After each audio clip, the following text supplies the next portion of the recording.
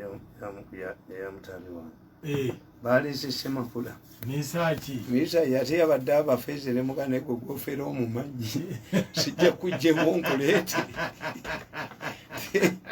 Misaki bwe tuli abaana bange toyita kulowooza nti baana ba musajja mukambwe ani wange yaŋŋamba nti nga Misaki simu bwenje kuba tagikwatako nze nenkubira Misaki naye Misaki yaŋŋambye nti ogenda n'ongatta ku famire ya Mukajanga siva mu famire ya Mukajanga famire ya Mukajanga yava mu ya Senkole naye ate nze Isule gwe nnina ye yaganye nga naye Senkole naye yali wa Mukajanga but that what you see kyobala nti yeri tumwine olwaleero ayogera birala at that time when Mukajanga mwemulowooza kambabuuza lwaki Mwanga yayo kyabasomi Abaganda ne batamujjaako. There are two issues. One, waliwo Katikkiro Mukasa tayogerwako.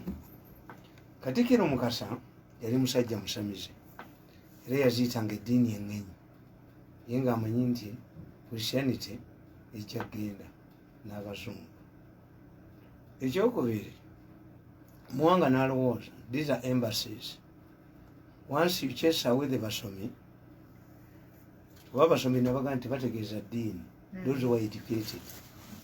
Nti Makai yaleeta printing press, waliwo Musenyoli bamuyita Vikanani, naye n'aleeta printing press y'Abakatoliki yagijja mu Algeria. Kakati printing kyali kitegeeza okufuna abasomi. Abasomi, educated ones. Si kusoma ddiini kwokka, educated ones.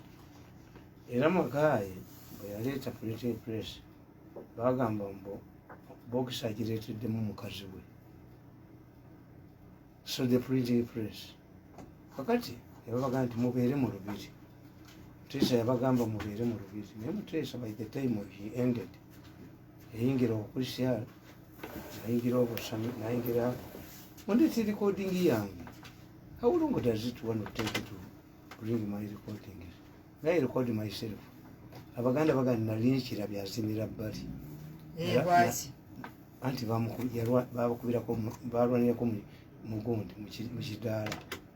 Nalinchira byazinira bbali. Wakati nzenge gye nalabako nga baleese gundi enfu. Omusajja taliiwo. Kakati ebyo bye driver betwina. Munyambe mu recording. Kibadde kati kidduse. Why don't you wait for at least 5 minutes? When somebody has entered the studio, because I'm looking for my phone for recording, Kanukagan, my recorder has failed. Oh, Bibangi, B.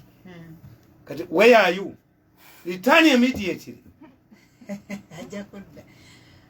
Kastawan to recording.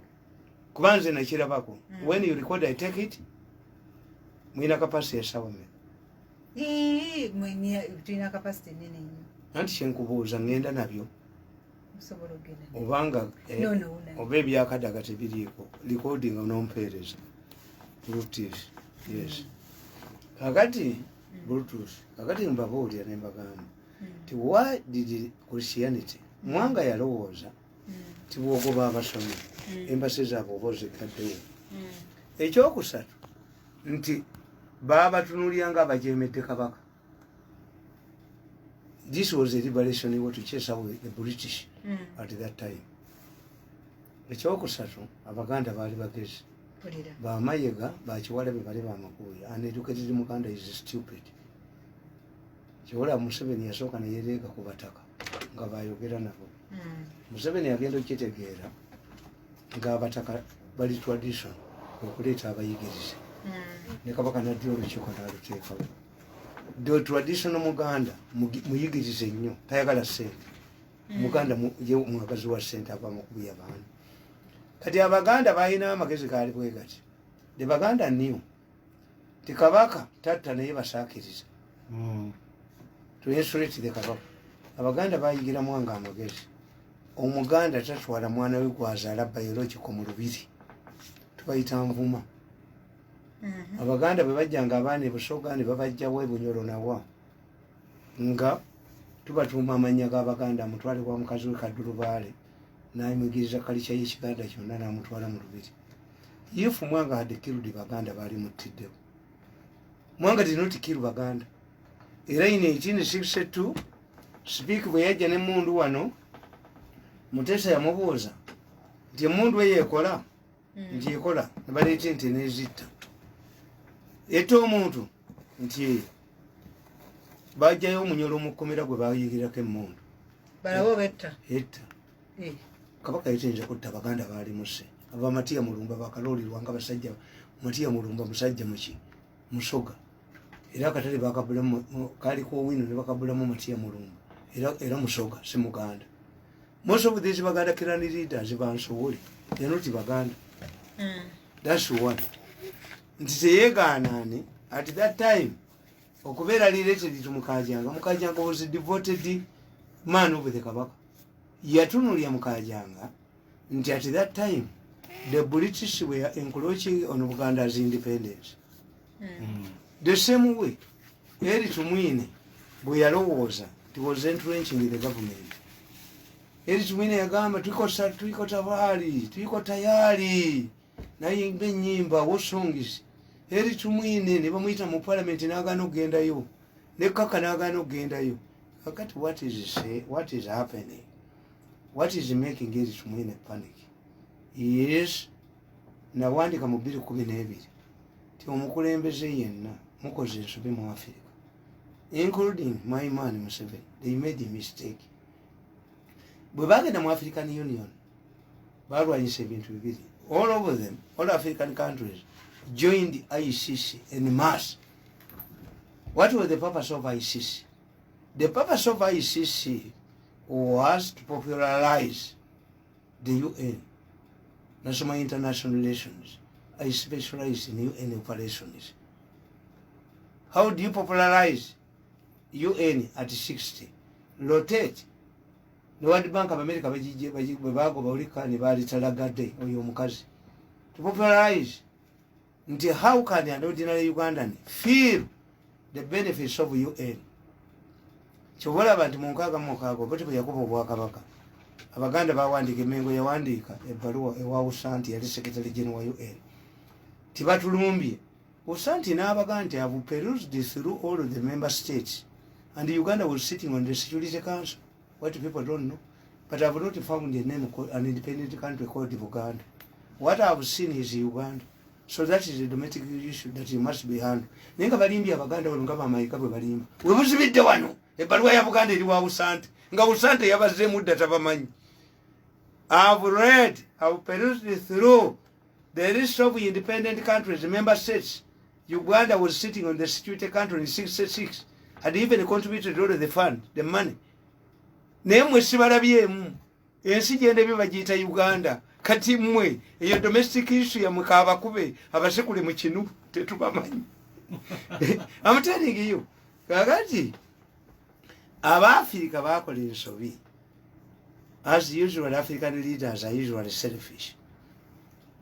Baleeta Ocampo. Bwe baleeta ICC bonna bagiyingiramu. Naye nga ICC ekugamba ti okugivaamu kuyingira kwangu atakutooka. Engumu sana. Kakati akamasu bw'oba oyagala okukatta emmese okateekako ennyama. ICC yasooka kunoonya kkoni. Ekinaakulyako amenvu kisooka kususa. Bano bane balowooza nti ICC egiriddaani bakoni. Sebatta yagamba nti omukazi yaleeta hausigalo n'aleeta pusi ewaka nga tamanyi nti n'amatu enywako. Agenda okulinywa.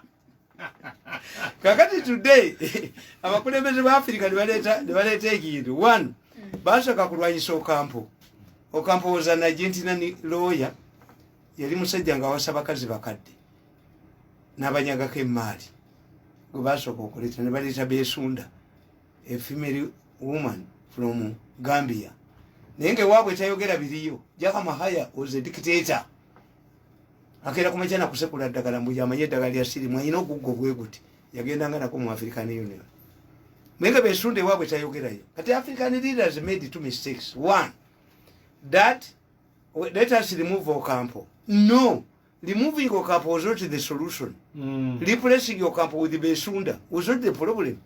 You have not changed. These were just faces of the American interest. 2, America, si member ya ICC.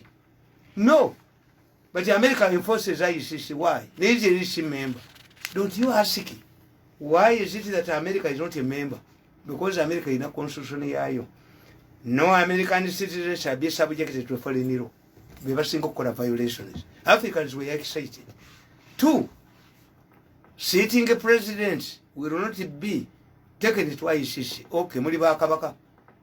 And you know about African leaders back in Soviet. Did you become kings? Tichiri yo. Ndikati Bashiri bamutwala. Ate gundi yagamba Gaddafi nti okuva mu gundi Obasanjo yali agala ekisanja ekyokusatu. Nagende wa Bush n'amugamba. Namugasa okuweyoteera. Yawayoteerera Bush ekisanja kimu.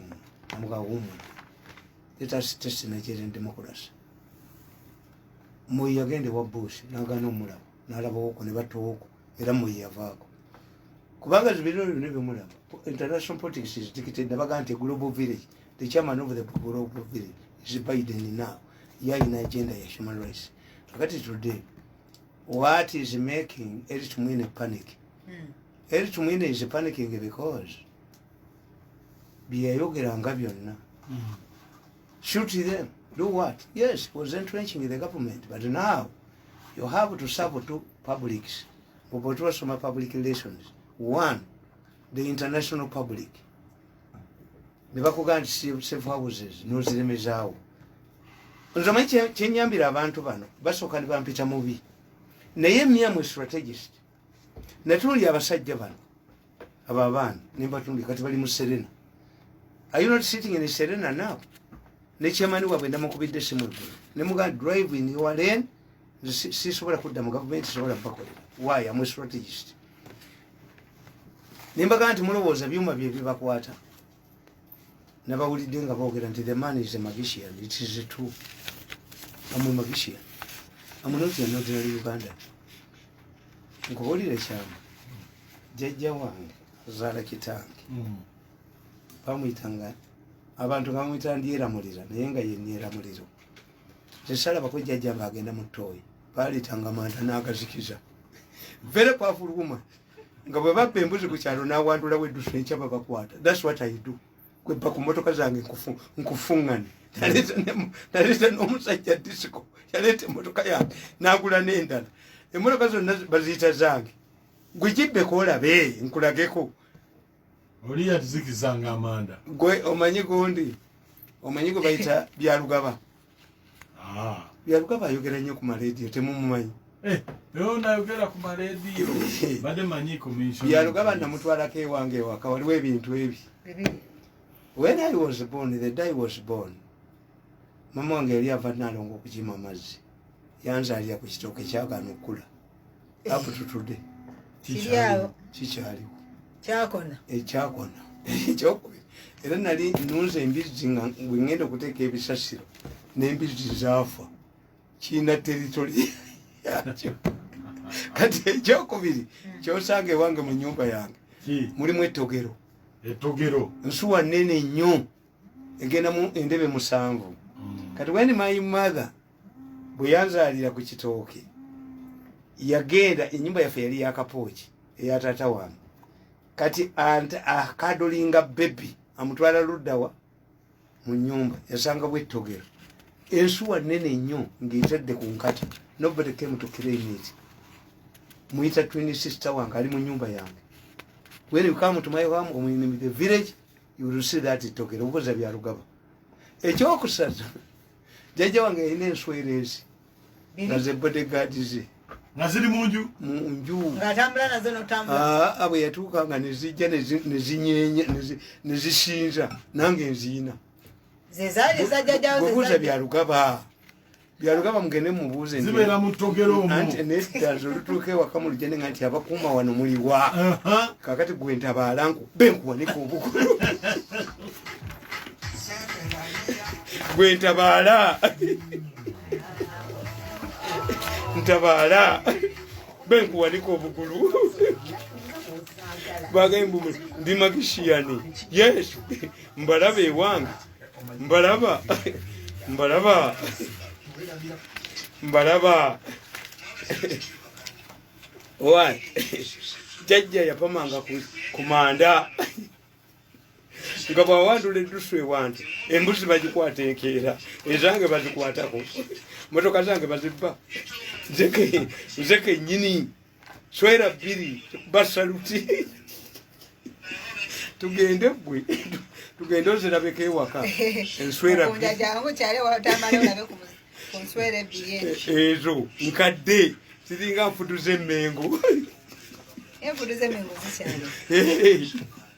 gwe ntabaala be bakuwanike oba ompita bwakuzannya be bakuwanike kati bano mbalabye ku Serena kwebali bo buli lunaku bakeera kubba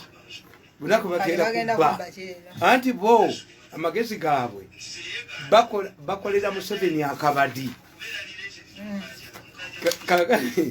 bamala okukolera Museveni akabadi bo ne bamubba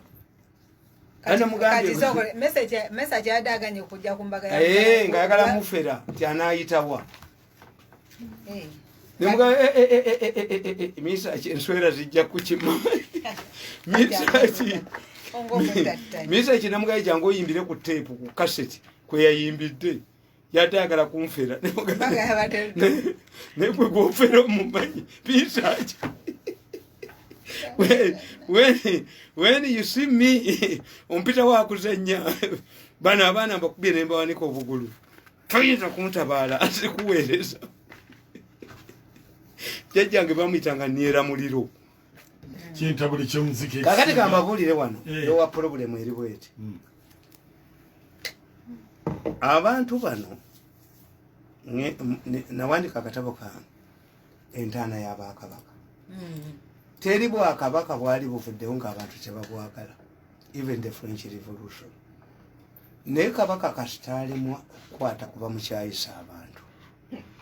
Ekyokubiri bwe tuba tusoma ebyobufuzi batugamba otyanga nnyo ekintu ekikutte ku ggwanga lyonna. This is why Abamerica bwe bakola constitution yaabwe basokera mu confederation ne badda mu federation. The American constitution was changed, amended 10 times in 10 years. Buli state bagiwa emirembe gyayo. Why? To what affects here, it does not affect another state. Mulimu state mu America zikyalina akalabba. Nimbamu state akalabba gye baakawera, depending on the feelings of the society. Kakati bw'otunuulira Uganda, kano nabaga nti kaloolo. If Museveni does not handle this kaloolo properly, nti abeena abasajja bano bayina abali kati bateesa ku ki? Kati bali mu Serena bateesa ku kirombe kya Golodi kye baazudde ebuyikwe. Ekirombe ekisinga obunene. Waba mukunda baazuddeyo Golodi? Yes. Era kyekyatisa oyo omusajja. Agenda okusima Golodi leero luno. Nabagamba nti kambabuulire. Baleetawo sinifa dogs okutegeera nti olusu waliwo olulala abatambula ne bagenda. Baba kuleeta mbwa kuoyo omusajja.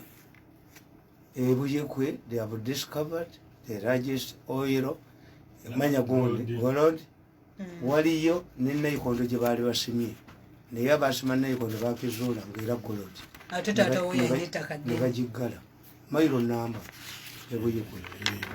Kakati bali mu Serena bali mbadde mbalaba ewange ekyapa bakifunye nankabiro yabadde atidde Bawalandi Taito Bali Commendation ne bayita omuwala bamuyita Sentamu bamugye bwe bajja nga mbalaba bwendi.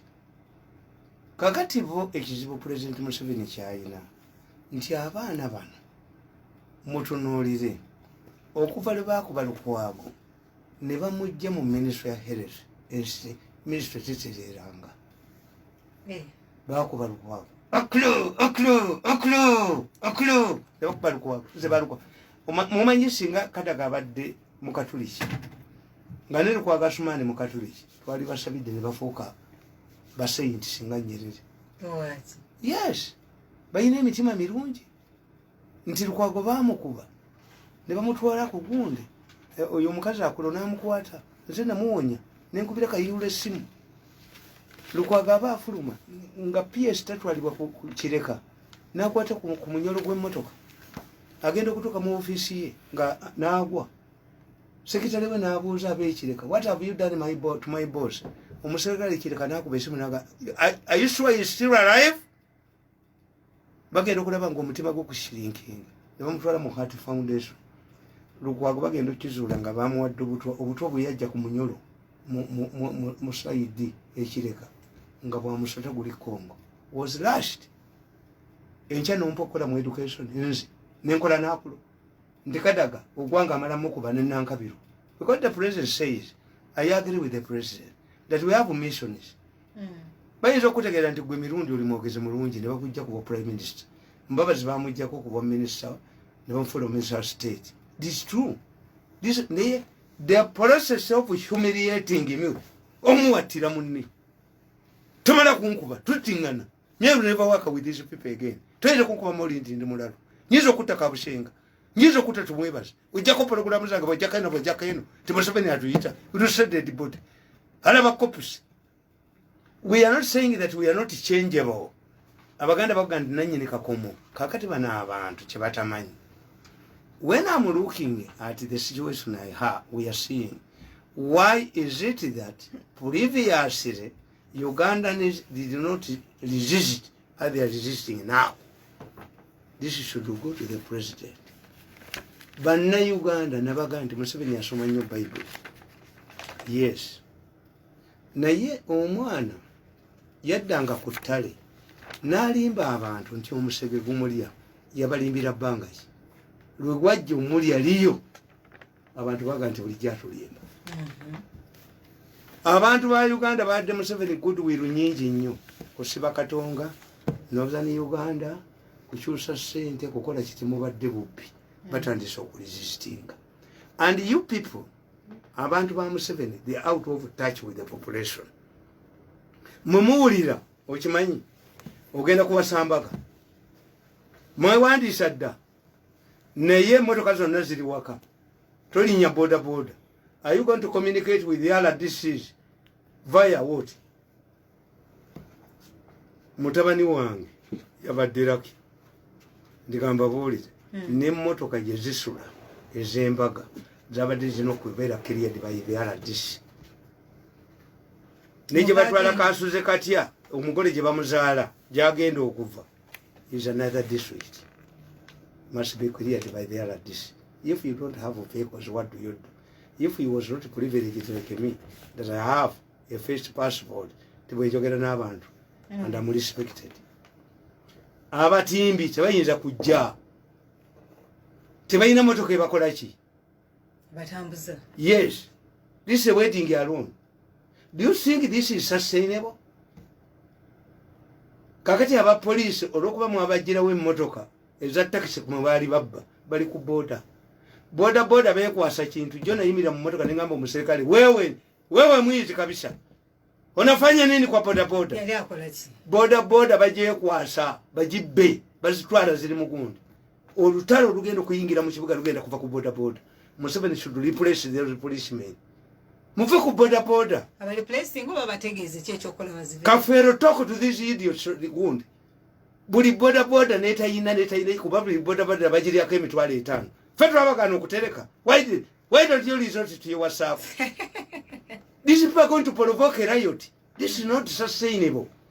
Nti abasajja baba police abali ku nguudo ku boda boda kwe bali asente. Naye omuganda akugamba nti oyinza otyo kuba obusomi muri enkejje. Ekumbali enkejje liri mu obusomi. No mwavu. Kubanga mumugenda muganda nti wa boda boda asomba emigugu. Asomba emigugu atakola katale asomba jani. Onabadde agamba nti ogenda ekitegeeza ababoda boda bakola sente be babadde bakola ku butale otherwise they are poor like you nga balina stage katale naye leeta emitwalo 5 leeta sente mmeka waize gwe muserikale gwe oli muserikale wa police lwaki gwe toyina sente wuwo nabagamba nti what the president doesn't know nti bwogenda ng'ensambya amasannyalaze bagala rationing bayina gundi bayinani badda kuyaka omuserikale agenda okuddeka nga amasannyalaze galiiko tasobola kunaaba tasobola kukola ki. Are these the people you unleash on the street? So those who are talking to the president, they are out of touch with the population. This is not a situation you can sustain. Nemugenda mu prayers nabaga nti ene after matter refer to God, you are sinners. Katonda we Kenya si wa Uganda. Lwaki katonda we Kenya yabulira Uhuru Kenyatta nti tereka oxygen wa Uganda yete yababulira bakola bubadi kati nasomye statement nga kamwenda ke kajiwandise kawandikira bamutaddemu bwati Diana mbosimanya amateeka. You are stupid. Why? If the law is complicated and it does not, it is a bureaucratic system. Did you know it? How many years have you been a permanent secretary to understand this law? And how does it affect the oxygen alone? Two, if the law cannot allow you, is fixed, how come that private hospitals have oxygen? Muleko bubi. Nze banziyako programu zange ajjukirumba mu beba mu betete beba mwaso omutwe. I'm more popular than before. Why gulo ewaliyo edwayo baita St Maria lijanja bano. Kakati bakuga ani akugambe COVID nze n'abawandikidde akatabo mu nnimi zonna nga katukengenda okukyusa ne mbagamba use taught. Test, overcome the stigma and treat yourself. Abangereza bwe bamala okutegeera nti going to hospitals, the hospitals had been overwhelmed. Prime Minister wa Bungereza bamujanjabira wuwe. Gandhi test nebyo ebitestinga webiri batestinza abaka parliament baga nti bina bayina bagenza badde mu batestinga mu kimume ekirala nga bya bulimba nga tebayina. Even the testing system is faulty. Nabaga tulina COVID political, tulina COVID omwerema gutwalengo, tulina COVID ali commercial. I cannot go to hospital. COVID mwerengo. Omwerema gutwalengo abaganda bakikozesa. Umanyi this is a corruption. Oluswayiri is a corruption n'olunyankole nakyo tubifaananya nti okutulira Museveni ekibabuuza nga tebakimanyi. Okutulira era kimu kye yayogera ne mu Luganda tukirina. Kakati omwirima gutwalengo kigambo kya Luganda ti enzikiza etwalengo. Kakati babatadde mu puzzle oxygen ne bamulemera ne bamala okufa kati mugenda kudde okulaba bafa bulidde amawulire abakyafa kati bakedede bakoze akabadi 3.5 trillion bazitutte enkya bakola akabadi akalala. That's why Uganda is resisting. Baba agenda mutemumalako yeka yabaga nti akawuka tekaliyo. Stupidity. Abantu bafloating ideas. COVID is weak. You could waste time on yiga when you have scientific ground. Bamala okufa bamusibe mu komera. Kiwanda yaleeta amabuge wayi.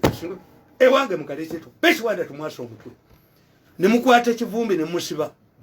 Kiwanda mazo kivumbi mazo musiba. This has been a hard working a civil servant. Ngatali wuwe mwamuko batta ku mulimu. Oyinza okwogera no kati embwa yange enyambye ennyo. Naye firidde ku jirikiti. Mujje wange mbakubireyo. Kubati mumalako. Owe najibu ya politi. Yes, contradiction is. Kakati the issue is akawuka we kali kanji nnyo ne mukazanyiddemu. Why do you buy oxygen from Kenya when you have oxygen gas in Uganda? Cause monitoring. Kakati the president must put up on the Rusoke, the army. Nabagambye nti akawuka kano oyina kalwanyisa na army ngaba China bakatunulira. Tibaka abazungu bakabatwalira nabone bakabanyugira tewali akamanyi. Bali abazungu kye bakola bali under pressure. Abantu bwe banekala kasona abakola ki. Toyinza gamba abazungu nti otwale bizungirize ku mwezi mu America okola emnyonyizo nazonna nti akawuka akakulemi akakuku. Kati abasajja bali ne bakola eddagala teryali gundi teryamalayo gundi yalyo eddagala limala emyaka 10 bali kyeketika ku ntima. But they know teddagala bali lye bakola olw'okuba lyabwe. When it develops after effects, they bajja kati bali ku research mwe muyolayo buyozi. That's why I was happy when nalabye ono muganda wange Dr. Professor Gondi Sali. Professor Sali nze yanyimizizaawo yankolera nakizuula nowekigaji nti ebisiriiza nankolera mungi oyo Professor Sali ali wano emabe ku kizimbe kya Mukwano. nankuliramu empeke era ntambula nazo because I was drinking. When you look at my lips ozeba nzirugavu